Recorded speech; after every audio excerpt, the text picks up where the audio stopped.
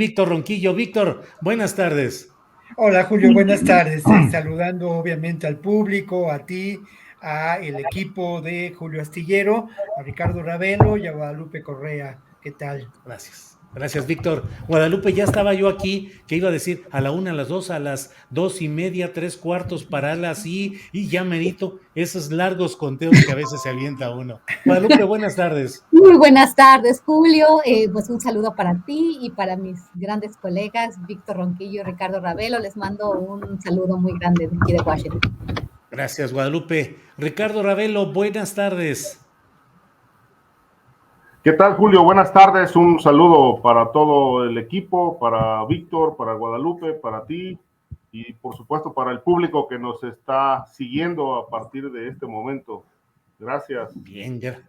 Al contrario, vamos a comenzar con Víctor Ronquillo. Víctor, un tema fundamental de lo que está pasando en nuestro país ha sido todo este señalamiento de lo que habría, de lo que sucedió en San José de Gracia, en Michoacán, en el que efectivamente hay un video que muestra una presencia de hombres armados y la colocación de personas junto a una pared con las manos en la nuca, pero después de eso no ha habido más que una imprecisión tanto en el término del método que dicen que se utilizó ahí, como del número de personas, y luego otro elemento muy, pues parecería llamativo, pero parece muy frecuente, que es el limpiar el escenario y llevarse cuerpos. En lo general, tanto en lo, diría casi forense o policiaco, y en lo mediático, ¿cómo has visto las cosas, Víctor?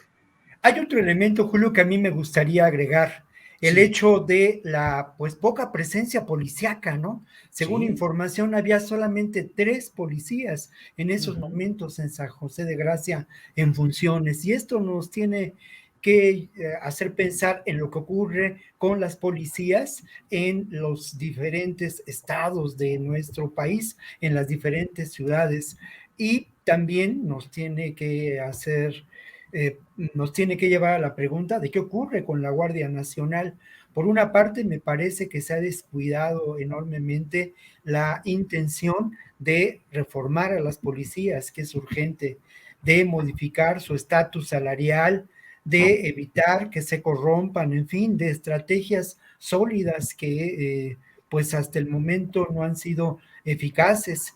Y por otra parte, bueno, si la presencia de la Guardia Nacional es disuasiva, uno se pregunta en dónde se encontraban, cómo fue que se permitió las caravanas o la caravana que llegó a San José de Gracia con una de las personas que al parecer fue victimada.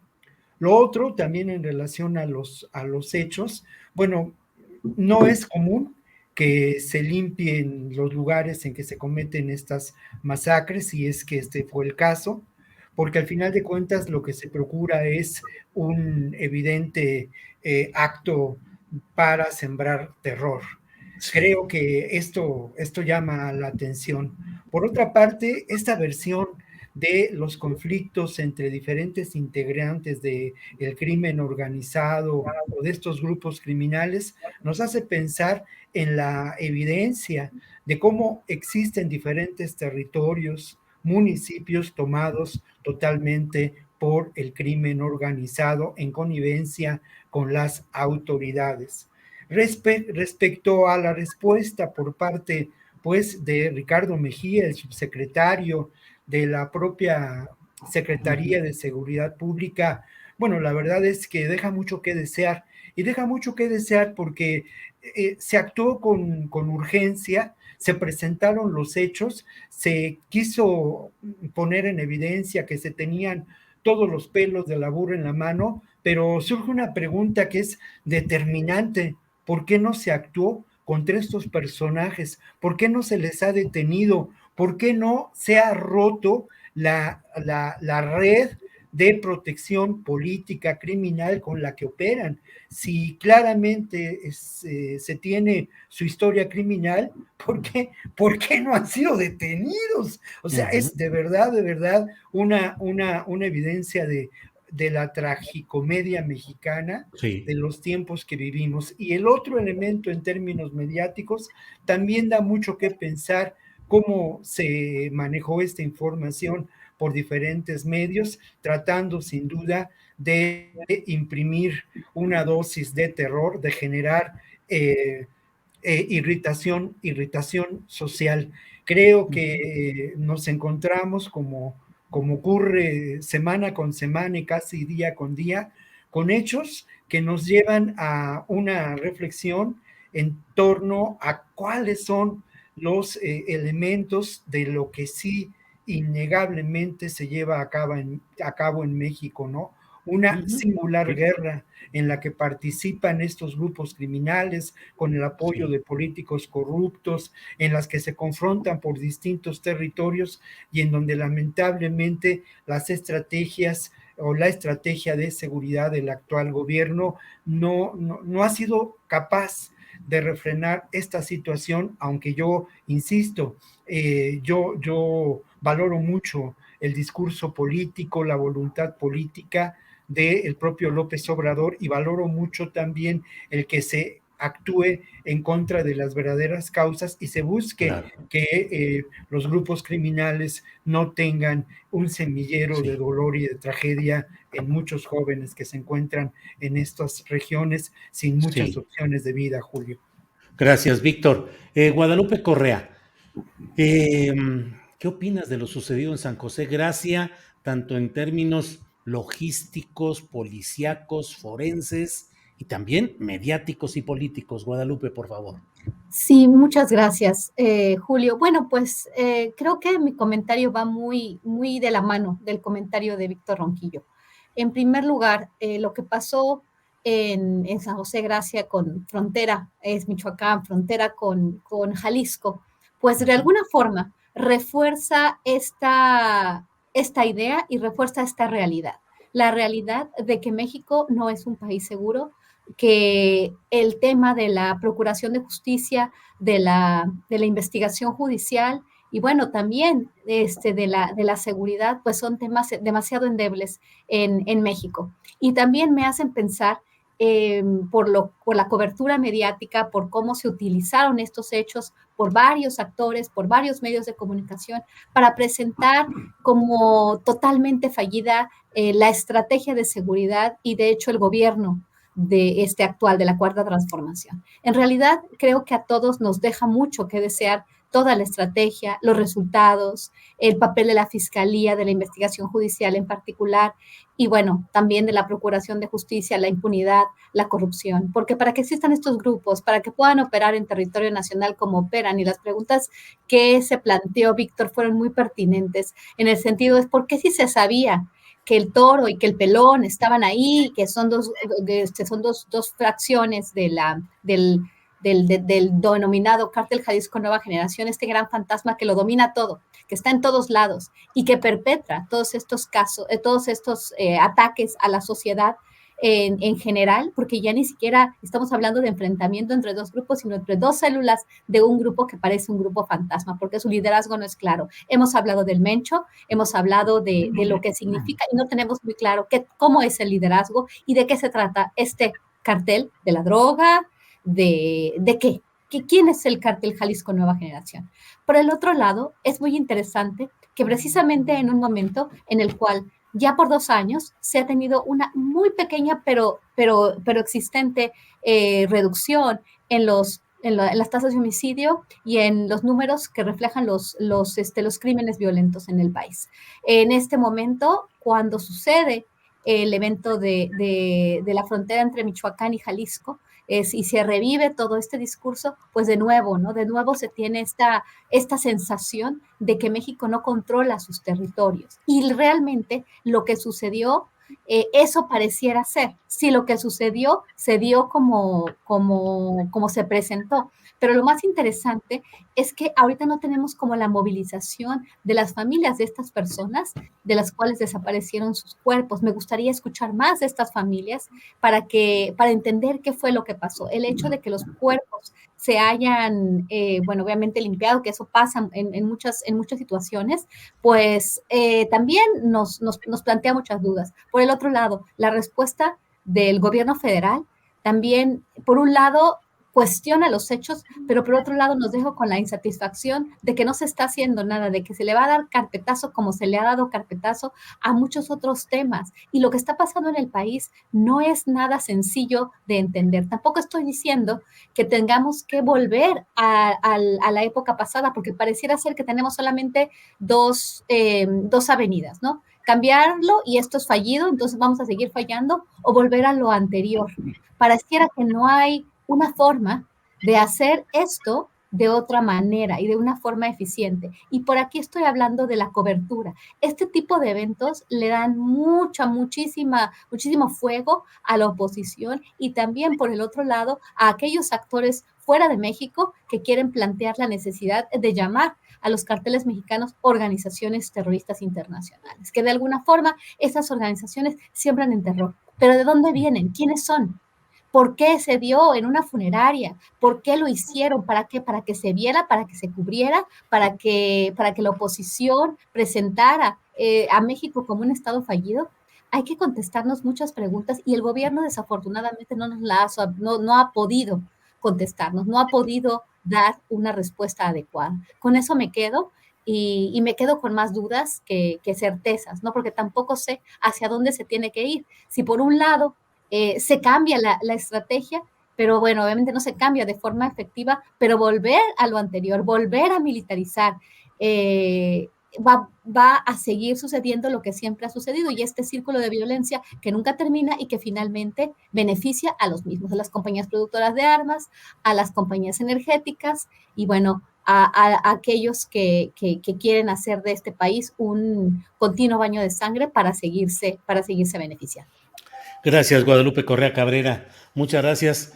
Voy con Ricardo Ravelo, pero antes de plantearle lo que sigue, déjeme decir que tal como suponíamos, a las 2:06 ya nos estaba desmonetizando YouTube por nuestros contenidos que son impropios para los anunciantes, lo cual en una mesa como esta debe ser también un timbre de honor, porque lo hacemos el análisis con seriedad, con profundidad, con cuidado, pero bueno. Así es que simplemente sabemos que así son estas cosas, simplemente y seguimos adelante y agradecemos a quienes nos envían apoyos económicos que son no solo satisfactorios en términos económicos, sino sobre todo en términos de solidaridad y de apoyo a este que es un proyecto periodístico que aspira a ser serio, profesional, cuidadoso, y bueno, ahí vamos. Ricardo Ravelo, ¿cómo ves todo este tema de San José Gracia, Michoacán, en los términos que ya se han planteado, pero qué dudas, preguntas o certezas te genera lo acontecido ahí? Ricardo Ravelo. Híjole, pues mira, lo podría calificar, es un margallate. Hay muchísimas versiones ahí encontradas, pero a mí lo que me llama mucho la atención, Julio, es ¿dónde está? Creo que esto valdría mucho la pena cuestionárselo. ¿Dónde está la inteligencia del Estado? Me sorprendió muchísimo, ver a un presidente como López Obrador pararse en su conferencia habitual desinformado, diciendo que no se había acreditado la masacre o el fusilamiento, que no sabían dónde estaban los cuerpos porque no los habían encontrado. Es decir, cuando de un gobierno los ciudadanos, periodistas, quienes seamos, lo que requerimos son respuestas, no preguntas, no planteamientos dudosos, no interrogantes. Es decir, tenemos un gravísimo problema de inseguridad pública, donde lo que menos queremos son preguntas, queremos respuestas, soluciones, atención, y creo que esto ha faltado en este gobierno, que aquí lo hemos dicho una y otra vez, se ha caracterizado por un discurso bastante excesivo en cuanto a sus perspectivas de solución de un conflicto de inseguridad o de narcoterrorismo. Yo ya no lo podría ver de otra manera, narcoterrorismo, aunque el gobierno se niega a declarar a las organizaciones criminales como grupos terroristas porque no quiere ayuda internacional, pero tampoco puede con el paquete, ¿no? A 3 años de distancia Vemos un gobierno de rodillas ante el crimen organizado, masacres por Tamaulipas, masacres en Guerrero, masacres en Guanajuato, fusilamientos o presuntos fusilamientos en Michoacán, desplazamientos de personas porque tienen que poner a salvo su vida. Es decir, estamos ante un escenario donde el Estado ya no está cumpliendo su función constitucional. Es decir, el Estado está faltando a la principal obligación que tiene como Estado, que es garantizar vida y patrimonio. Esto está roto, el principio de autoridad está en el suelo, no hay principio de autoridad. Y obviamente la gran pregunta, insisto, es ¿dónde está la inteligencia del Estado? No es posible que a estas alturas no sepan dónde están los cuerpos, si es que realmente, como plantea este video, que si, como se ve en el video que circula en redes sociales, fueron sacados de un velorio para llevarlos a un paredón, para fusilarlos, que luego se llevaron los cuerpos. Hay casquillos ahí que fueron percutidos, hay implementos de limpieza que se utilizaron para limpiar la escena del crimen. Todos estos elementos apuntan a una ejecución múltiple que pasó ahí, pero hoy el gobierno estatal ni federal, ni el ejército, ni ninguna autoridad nacional ni internacional sabe qué pasó. Es decir, hoy la sociedad está desinformada. Tenemos un Estado bastante limitado aparentemente en el tema de la inteligencia, o si vale la pena plantear si la inteligencia está ocupada en otras tareas, ¿no? Investigando a periodistas o siguiendo a los enemigos políticos, pero no está donde debe estar enfocada la inteligencia. Entonces me preocupa muchísimo esta situación donde, pues lamentablemente, cuando un presidente se presenta de cara a la sociedad, pues debe llevar información, debe estar debidamente informado para rendir cuentas de lo que pasó en Michoacán y no salir a plantear dudas y preguntas y a confundir más a la opinión pública, planteando algunas cuestiones que solamente pues alimentan más el morbo, la duda, precisamente por la falta de información. Se supone que antes de la mañanera el presidente tiene una reunión de gabinete sobre los temas de seguridad donde le deben de informar puntualmente lo sucedido en el país. Pero bueno, por lo visto no le dijeron qué pasó. Y hasta a las hoy 2:23 de la tarde del 3 de marzo ignoramos los mexicanos qué ocurrió con los cuerpos las personas que presuntamente fueron fusiladas. Bien, gracias Ricardo. Víctor Ronquillo, hubo, pues entre otras cosas, te quiero preguntar sobre el caso de Juan Collado y de Julio Scherer. En general, las acusaciones y señalamientos que se están levantando contra Julio Scherer, desde mi punto de vista, vienen de dos segmentos que pueden tener sus asegúnes, que son lo de Collado y lo de Ancira, el empresario, pero también otro que para mí es más respetable, que es el de Paulo Díez Gargari, sobre todo en relación con Aleática, antes OHL. ¿Qué opinas de este tema, de lo que se ha desatado en torno al exconsejero jurídico de la presidencia, Julio Scherer? Por favor, Víctor Ronquillo. Creo que hay por lo menos un par de aspectos que vale la pena destacar, ¿no? El primero de ellos en que lamentablemente es evidente que la Procuración de Justicia en nuestro país está lastrada por la corrupción. Y este hecho, pues lamentablemente involucra a una persona cercana al propio Andrés Manuel López Obrador. Hay muchos señalamientos, muchos elementos, hay toda una narrativa que nos hace pensar en la factibilidad, en la posible certeza de lo que pudo ocurrir. Es muy preocupante que hasta el momento Scherer García no haya sido pues citado, por decirlo de alguna manera, a declarar en torno a estos hechos. Es muy preocupante que digamos, la presencia de los abogados acusados haya sido diferida. Creo que encontramos elementos que nos hacen pensar en una realidad distinta a lo que en ocasiones podemos considerar. Por otra parte, también hay que señalar que esto sin duda corresponde a una estrategia muy bien tramada, muy bien armada por parte de Juan Collado y sus propios aliados económicos, políticos. Sin duda, otro elemento que tenemos que colocar sobre la mesa es precisamente cómo las declaraciones de Juan Collado, dadas a conocer por el periódico Reforma,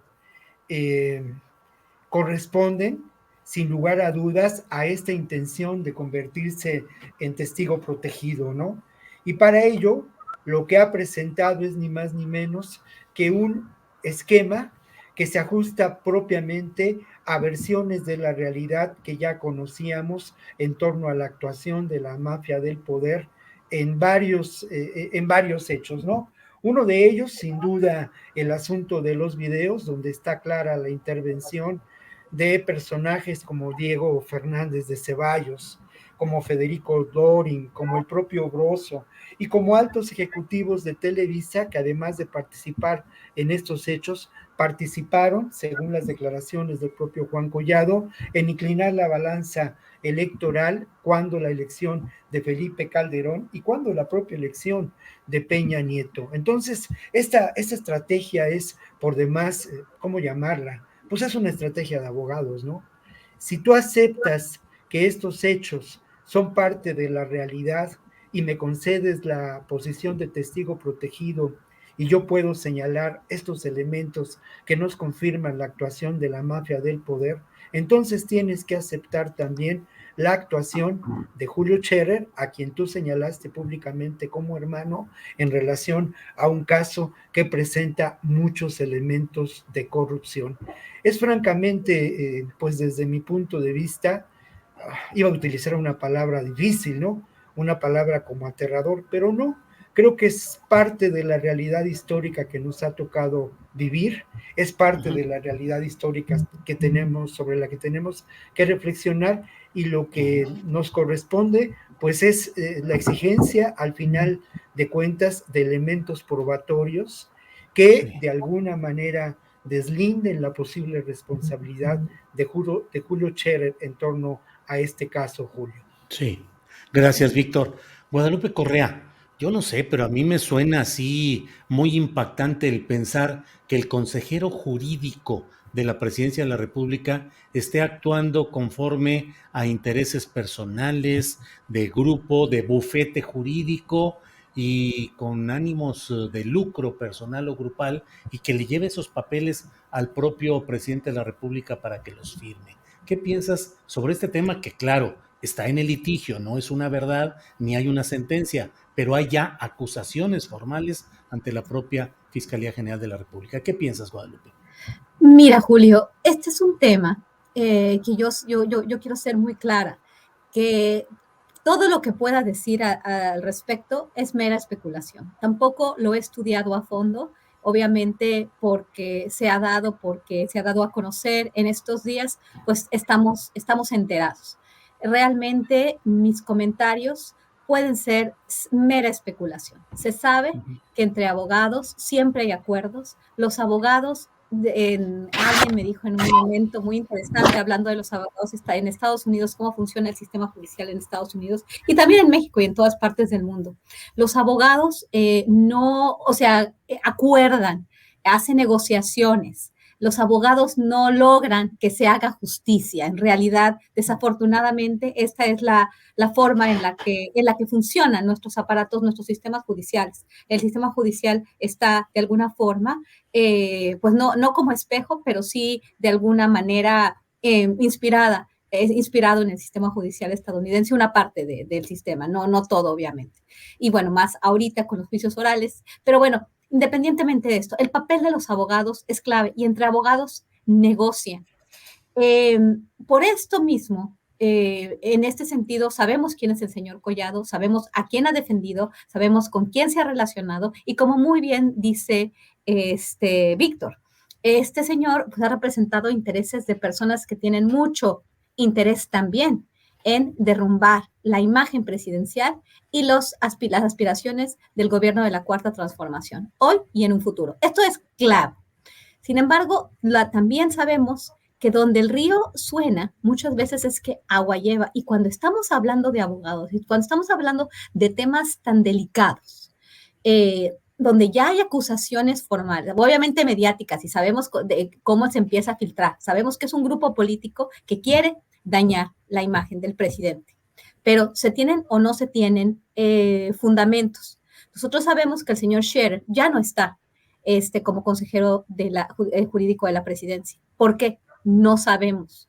No sabemos qué ha pasado tras bambalinas, no sabemos qué acuerdos hayan tenido, qué sabe el presidente y qué no quiere decir, o qué no sabe. Cuando la gente sale de un puesto es porque ya no le es conveniente a él, ya no le es conveniente a la otra parte o no le es conveniente a las dos partes. Antes de que el señor Scherer saliera de la posición que tenía tan cercana al presidente, se empezaron a manejar en blogs, en conversaciones con algunas personas, esta versión de que el señor Scherer no era necesariamente limpio y que estaba haciendo cosas, haciendo acuerdos que lo beneficiaban personalmente. Esto es un rumor, claramente se tienen que investigar. Me imagino que si el señor Collado ya está haciendo estas acusaciones, tiene pruebas, vamos a ver las pruebas, vamos a esperar, porque ahorita solamente podemos especular. Por ahorita yo puedo decir si este grupo quiere afectar al presidente, pero lo va a afectar con pruebas, lo va a afectar con hechos, y tal vez los tiene.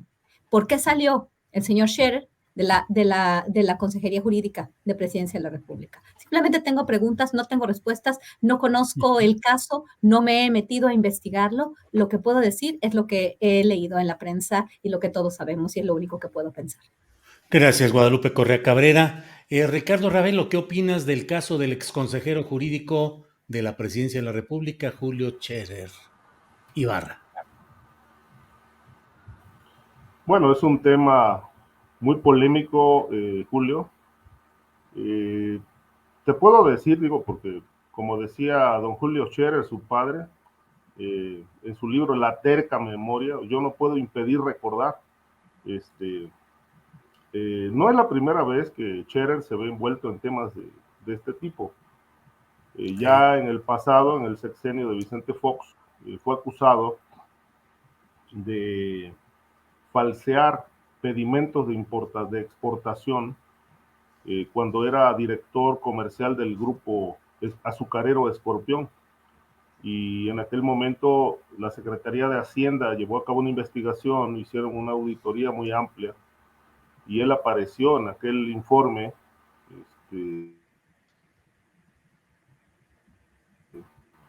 vinculación de exportaciones de azúcar al mercado internacional, que era una medida que habían acordado los industriales azucareros para mantener equilibrado el precio del azúcar en el mercado mexicano. Todos los grupos, o la mayoría de los grupos azucareros, cumplieron con su dotación de exportaciones, menos Grupo Escorpión, porque Grupo Escorpión optó por embodegar toneladas y toneladas de azúcar en bodega, en espacios dentro de México, y luego obtuvo documentos de exportación a través de Hacienda para acreditar que en realidad habían exportado el azúcar, lo cual no fue así. Una auditoría a la que yo tuve acceso por ahí del 2004, 2005, da cuenta de que todo el informe que planteó el Grupo Escorpión era falso. Es decir, los barcos que mencionaron que habían sacado el azúcar a Inglaterra, a Holanda, a otros países, que habían salido por el puerto de Veracruz en determinadas fechas, en realidad en esas fechas esos buques estaban navegando por otros océanos, nunca estuvieron en Veracruz. Entonces, todo esto, bueno, es parte de un tema que estuvo a punto de llevar a la cárcel a Scherer. yo recuerdo, porque era reportero de Proceso en aquel momento, que su papá estaba muy preocupado por la persecución contra su hijo, y se le veía con mucha frecuencia haciendo antesala en la oficina de Rafael Macedo de la Concha para, pues, tratar de impedir el encarcelamiento de su hijo. Afortunadamente, bueno, el asunto entiendo que se aclaró, se aclaró o se negoció, no sé qué pasó, finalmente cesó la persecución contra Julio Scherer Ibarra. Hablo con conocimiento de causa porque este asunto yo lo reporté y fue publicado en Proceso, ¿no? Debo decir que cuando publiqué el asunto, bueno, fue un tema verdaderamente polémico porque el director de la revista pues, no quería asumir una postura. Finalmente me dijeron entrevista a Julio para que él te dé el punto de vista, hablé con él, nos grabaron la conversación, luego el Universal apareció en una columna, publicó ahí la conversación que habíamos tenido, donde él pedía que no se publicara. Finalmente se publicó el asunto en Proceso, y esto a mí me costó que don Julio Scherer me dejara de hablar un año. Prácticamente cuando don Julio Scherer llegaba a la revista Proceso, hablaba con todos los reporteros, pero a mí me daba la espalda. Nunca me saludó en un año, hasta me evadía la mirada, me esquivaba. Estaba molesto porque yo había publicado aquello. Pero bueno, yo solamente cumplí con mi trabajo. Valoro muchísimo que don Julio Scherer haya publicado como decimos comúnmente los periodistas, haya publicado un chingadazo en la propia revista contra su hijo, ¿no? Y que su hijo se haya defendido porque él dio su punto de vista, negando los hechos, pero bueno, lo que sí se supo es que Gil Díaz lo quería encarcelar. Ahora, después de muchos años, pues se ve envuelto en este otro tema y yo no tengo mucha información sobre esto, pero bueno, lo que sí preocupa, como bien dijo Guadalupe y se planteó aquí ya por Víctor, es que bueno, hay mucho ruido alrededor de él, ¿no? Y de su gente más cercana. Se habla de un tráfico de influencias muy amplio para obtener triunfos legales a través de la presidencia de la República, y que esto implicó a varios despachos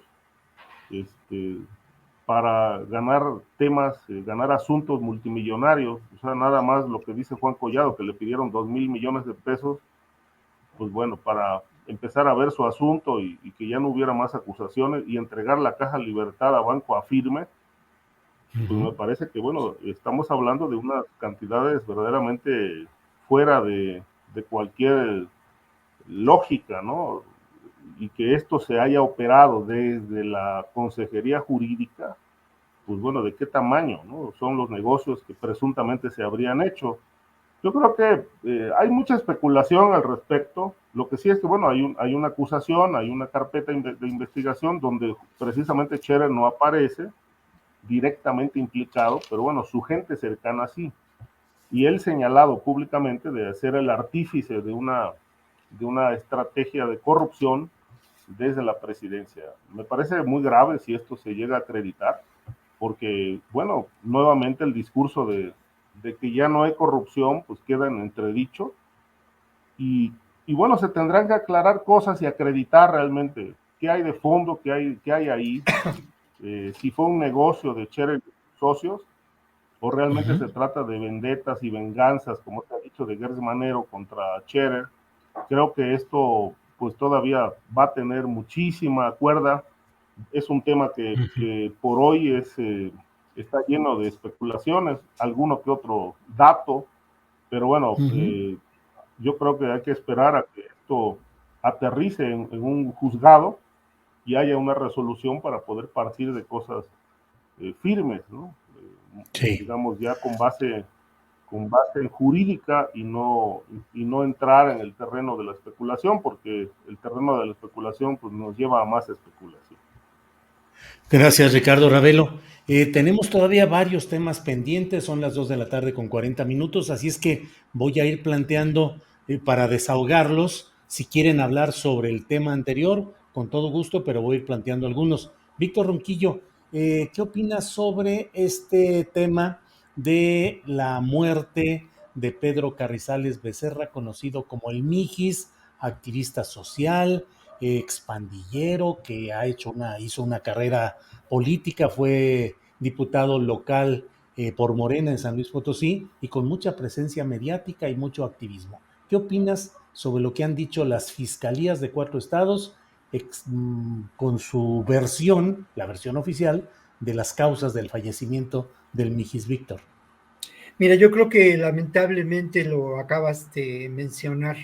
Es la versión oficial y la versión oficial en nuestro país siempre deja lugar a dudas. Lamentablemente, las instituciones de procuración de justicia, pues ya lo hemos dicho en muchas ocasiones, lo hemos dicho de diferentes maneras, pues no son confiables, están infiltradas por criminales, no alcanzas a distinguir bien a bien de qué lado de la ley están, quiénes son los buenos, quiénes son los malos. Esto es parte de una realidad que no podemos negar, ¿no? Creo que en el caso del Mijis yo aportaría dos elementos muy sencillos, ¿no? Creo que, bueno, es un personaje que resulta significativo en términos de abatir problemas serios, de denunciar problemas de discriminación, de dar voz en su momento a quien no tenía voz. Esto creo que es importante. Creo que por otra parte sí resulta un personaje incómodo para el actual gobierno de San Luis Potosí, porque es un personaje que tiene características de disidencia, que tiene un arraigo social, que de alguna manera tenía vínculos con Morena, ¿no? Creo que, bueno, es un personaje que podía resultar incómodo. Otro elemento que a mí me llama la atención y que ya señalabas antes de empezar con esta mesa, pues es la tardanza, ¿no? En términos de lo que pudo ocurrir, de que se diera a conocer esta versión de los hechos, avalada por 4 distintas procuradurías. A mí también me llama la atención lo que ha sido el silencio de la familia, ¿no? Esto creo que nos hace pensar en qué pudo ocurrir, y esto me lleva a una pregunta también me parece importante en relación al caso, ¿no? ¿Qué hacía el Mijis en esta zona? ¿Por qué viajó al norte? ¿Por qué eligió esta carretera? ¿Por qué viajaba pues solo, ¿no? Por estas carreteras que todos los que las hemos transitado sabemos muy bien que son carreteras altamente peligrosas, ¿no? Porque son carreteras en las que es común que se den casos de desaparición, retenes falsos. Esto es otro elemento que yo quiero colocar sobre la mesa, los retenes falsos. Que quienes hemos transitado por esas carreteras, pues nos hemos encontrado con ellos y no sabemos hasta dónde ha corrido peligro nuestra vida. Por lo demás, de acuerdo a la versión oficial que tenemos, el Mijis muere por efecto del accidente de manera casi instantánea, y luego se insiste en el hecho de que pues las lesiones, de que fue objeto su cuerpo por quemadura, fueron posteriores al momento de su muerte, ¿no? En fin, creo que hay muchos elementos que nos harían pensar que este caso, como muchos otros, requieren de una valoración, de una investigación, requieren que las autoridades pongan sobre la mesa toda la información disponible para que realmente sean del todo esclarecidos y no quede lugar a dudas de que este personaje que tiene un significado político importante, pudo haber sido víctima de un atentado. O sea, es temerario lo que estoy diciendo, pues sí, pero lamentablemente es parte de las posibles hipótesis en relación a este crimen. Por otra parte, quizá, como como pudo ocurrir o como suele ocurrir en estas carreteras, lamentablemente lo pudieron haber, digámoslo así, visto al cargar gasolina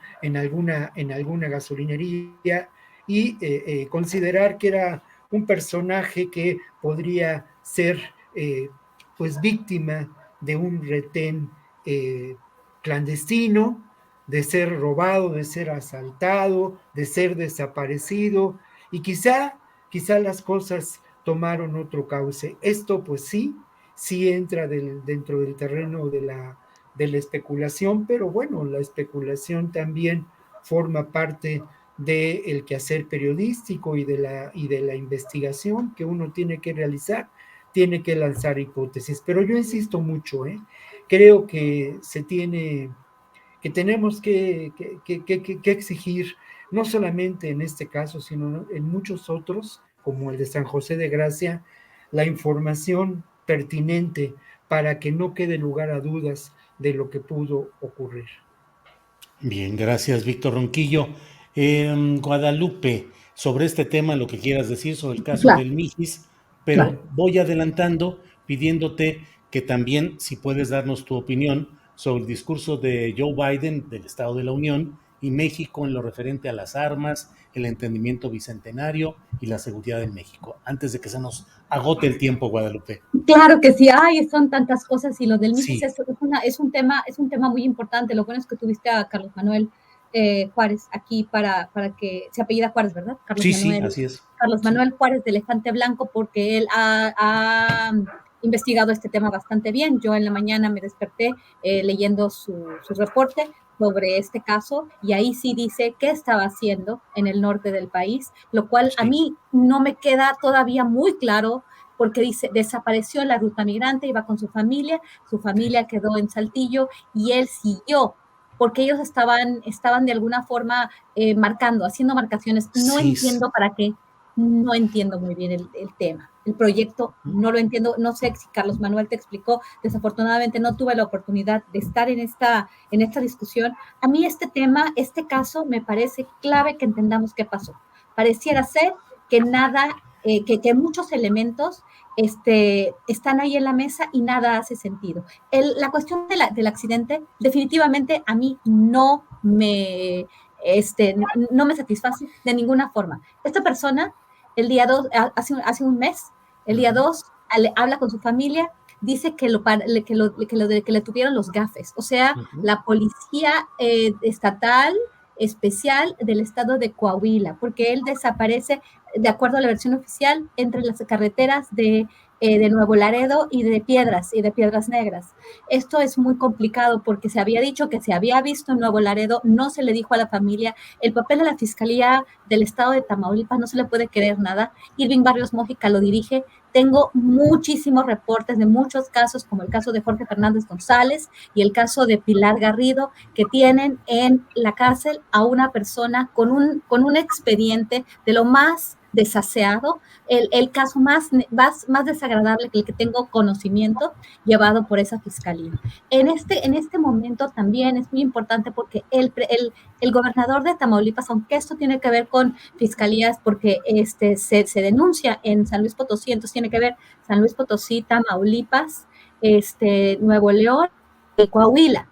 Y sabemos que los 4 estados tienen una configuración política muy, muy compleja. Bueno, pero el tema de Tamaulipas, quien está haciéndose cargo de forma central, porque supuestamente se dio en esa entidad, es la Fiscalía del Estado de Tamaulipas. Yo no confío absolutamente nada en lo que diga Irving Barrios Mójica, porque él fue el artífice del michoacanazo. Y de aquí, muchísimos otros casos en el Estado de Tamaulipas. Como dije, el caso de Jorge González Fernández, yo creo que yo lo quisiera llevar hasta las últimas consecuencias, porque esto es algo que parecía ser todo un, ¿cómo se dice? Un montaje. Exactamente esto pareciera ser un montaje.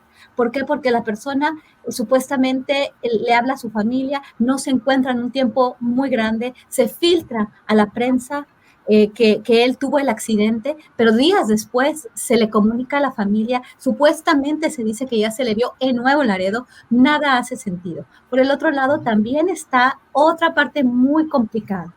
este personaje político incómodo que representa muchas cosas, pero del mismo modo, no sé si se acuerdan, pero él desapareció 2 veces antes. Desapareció en el 2019 cuando era legislador local, cuando era diputado local, y el año pasado volvió a desaparecer. ¿Por qué? ¿Por qué una persona desaparece 3 veces? Yo no estoy diciendo nada ni estoy asumiendo nada, pero esta es la tercera desaparición de Pedro Carrizales. Entonces, hay muchas preguntas sin responder, pero ahora, una cuestión arriba de todo esto. ¿Cuál es el papel del gobierno mexicano en la Fiscalía General de la República? Cuando se le pregunta al presidente, la Fiscalía investiga. Yo no digo nada porque la Fiscalía investiga. Exactamente lo mismo que le preguntó Carlos Manuel Juárez hace algunos días, cuando fue primero a la mañanera, el día de ayer volvió a ir, pero cuando fue yo le escucho mucho porque me interesa mucho el caso de Tamaulipas. Le pregunta al presidente y el presidente se quiere evadir y le dice, esto es una cuestión de la fiscalía, que ellos lo están investigando el caso del gobernador. Bueno, deja mucho que decir la investigación y todo lo que tiene que ver con la seguridad y con la procuración de justicia de parte también del gobierno federal. Bueno, ahora con lo del Estado de la Unión. Sí, que es otro tema. Es otro tema también, déjame Temazo. Rapidísimo. Híjoles, sí, es que este es un tema muy, muy complicado. Bueno, el Estado de la Unión, en pocas palabras, fue un discurso muy bien escrito por parte del presidente estadounidense Joe Biden, su primer Estado de la Unión, su primer informe al Congreso, su primer informe a la sociedad estadounidense de cómo está Estados Unidos, en un momento pues muy importante, donde está pasando la Ucrania, llama a la unidad, habla de un proyecto de infraestructura muy importante, habla de desarrollar Estados Unidos desde dentro. Todo esto le va a afectar a México en muchísimas cuestiones. Habla del tema de las armas, obviamente, que es algo que le interesa mucho para no generar disputas internas, porque está muy fragmentada su sociedad, trata de unir, pero no logra subir en su aprobación. Por el otro lado, está planteando una cuestión de desarrollarse para adentro. Habla, en lugar de Build Back Better, habla de construir a Estados Unidos mejor.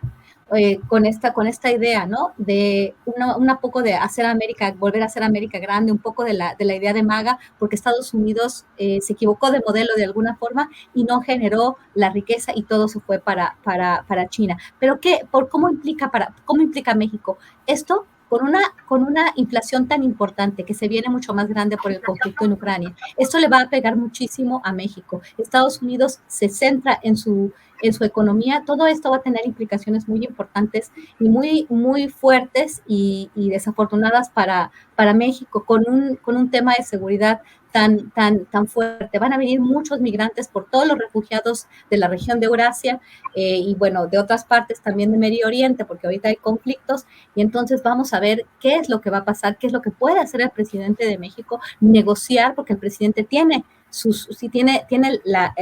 tiene que terminar su sexenio con los proyectos que tiene y bueno, la cuestión de la reforma eléctrica. Entonces tiene que pactar con Estados Unidos y finalmente muy probablemente vaya a negociar con Estados Unidos, pero al presidente Biden le importa generar el consenso dentro del hemisferio. Entonces podemos esperar que México pueda negociar con Estados Unidos en términos más favorables. Yo veo que la economía va a estar más mal, pero en términos políticos, que aquí sí el presidente es muy bueno para negociar estas cuestiones a nivel bilateral, que va a avanzar, pero en cuestión migrante, a los que quieren ver las fronteras más abiertas, no se va a ver de ninguna manera las fronteras abiertas, se van a ver más cerradas y va a haber mucho más criminalidad en las fronteras, porque por la cuestión de la militarización fronteriza y por la llegada de muchas personas de diferentes partes del mundo.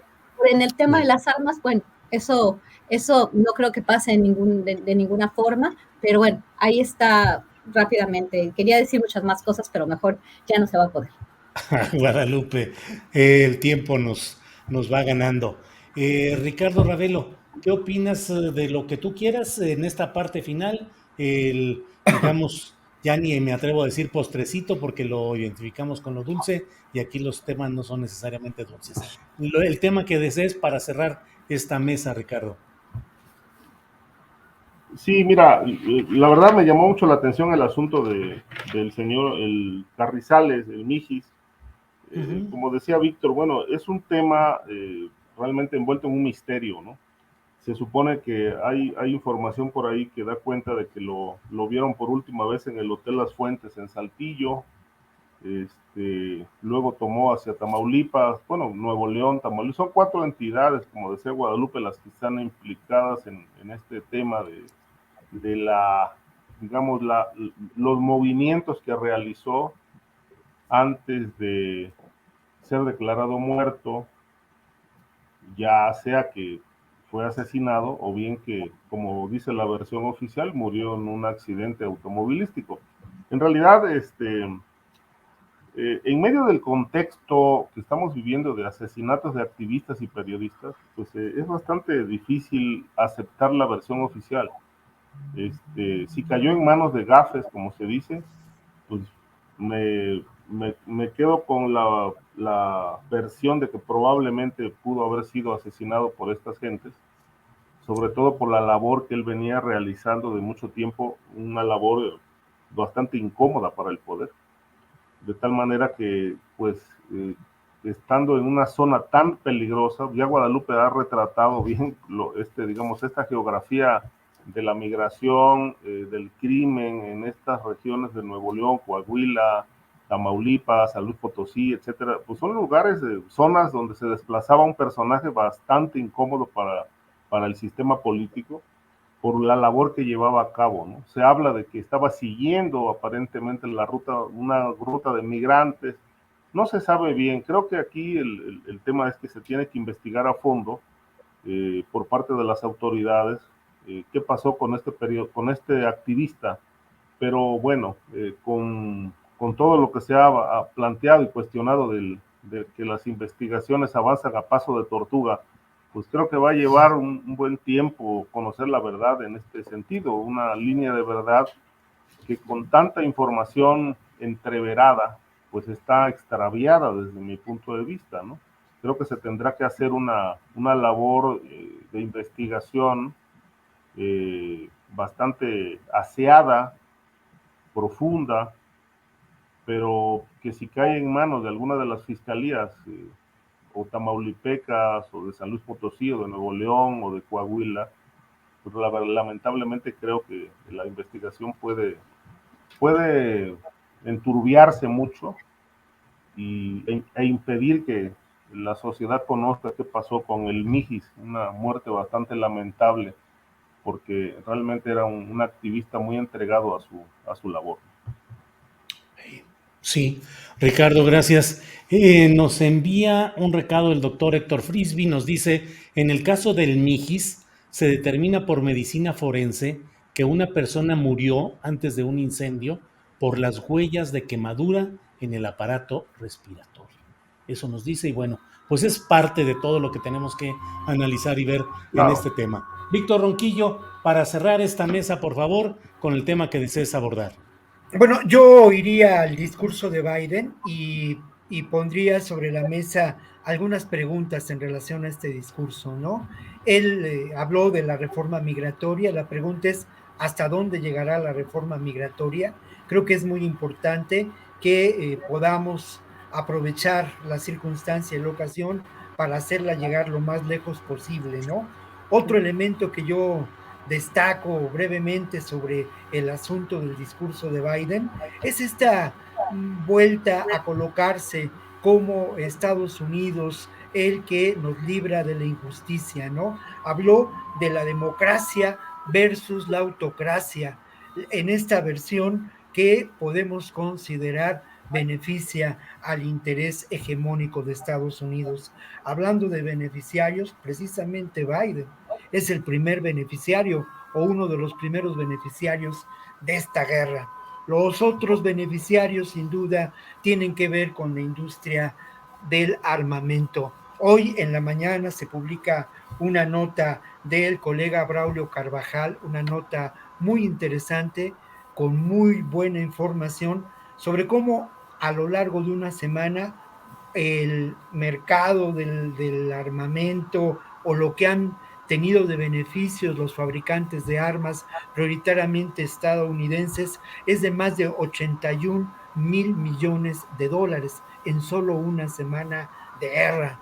Esto es francamente terrible. Y bueno, yo también señalaría que nos encontramos en esta realidad de la guerra de nuestros días, de esta guerra del siglo XXI, desde mi punto de vista, con la presencia de dos formas distintas de imperialismo, de avasallamiento. Por un lado, la del Estados Unidos y la OTAN, y por otro lado, la de la propia Rusia, que no es para nada pues una víctima de estos hechos, ni mucho menos, ¿no? Tampoco el gobierno de Ucrania es un gobierno libre de culpa, es un gobierno lamentablemente lastrado por la corrupción, con intereses muy claros de oligarcas que forman parte de este grupo del poder y que lamentablemente ha ejercido una brutal represión en contra de independentistas, de fracciones independentistas. Lo que ocurre también, y con eso cerraría mi comentario, es que, bueno, nos encontramos también en lo que puede ser la disputa de la narrativa en esta realidad, y en esa disputa también encontramos a estos dos polos enfrentados, ¿no? La versión de Estados Unidos, la OTAN y sus medios de comunicación, y la propia versión de Rusia y sus medios de comunicación aliados. Creo que es muy importante que intentemos analizar y ponderar lo que realmente ocurre y establecer una relación en términos de la geopolítica, ¿no? Otro gran beneficiario de esta realidad, sin duda, es la propia China, aliada en estos momentos de Rusia. Muy bien, pues gracias a los tres por esta oportunidad de pasar revista a tantos temas tan interesantes. Así es que, Guadalupe Correa Cabrera, gracias y buenas tardes. Muchas gracias, Julio. Buenas tardes, Ricardo, buenas tardes, Víctor. Que tengan una muy bonita tarde. Gracias. Ricardo Ravelo, gracias y buenas tardes. Gracias, Guadalupe. Gracias. Gracias, Ricardo Ravelo. Hasta luego. Hasta luego. Perdón, sí, gracias, Julio. Buenas tardes, gracias a un saludo afectuoso a Guadalupe, a Víctor, a ti, y buenas tardes, pasen buena tarde. Gracias. Víctor Ronquillo, gracias y buenas tardes. Muchas gracias a los tres y obviamente al público que nos escucha. Y aquí seguimos, pese a YouTube, ¿eh? Aquí seguimos. Sí. Yo no sé por qué nos hacen esto. Así es. Hasta luego. Pues muchas gracias a los tres y nos vemos la próxima semana. Hasta luego. Hasta